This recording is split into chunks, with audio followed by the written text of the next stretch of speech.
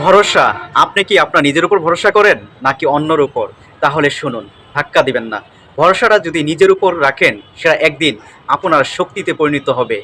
কিন্তু যদি সেটা ভরসা অন্যর উপর রাখেন সেটা ধীরে ধীরে দুর্বলতার পরিণত হয়।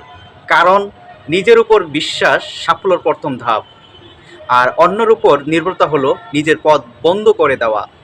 এই হলো পৃথিবীর বাস্তবতা। সবসময় নিজের উপর আত্মবিশ্বাস রাখবেন।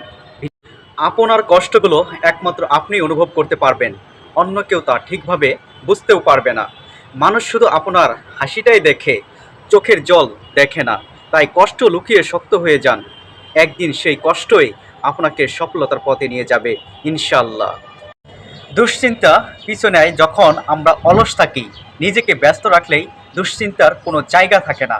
সৃজনশীলতা কাজ শেখার মধ্যে দিয়ে আপনিও নিজেকে শান্ত ও শক্তিশালী রাখতে পারেন। এটাই বাস্তবতা, এটাই নিয়ম। চালিয়ে যান। নিজের উপর ভরসা রাখা মানুষ কখনো হার মানে না।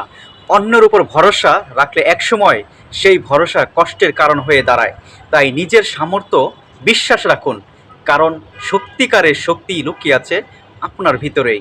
তাই সবসময় নিজের উপর ভরসা রাখুন, অন্যের উপরে নয়। যদি অন্যের উপর ভরসা রাখেন তাহলে ঠকে গেছেন। এটাই পৃথিবীর বাস্তবতা।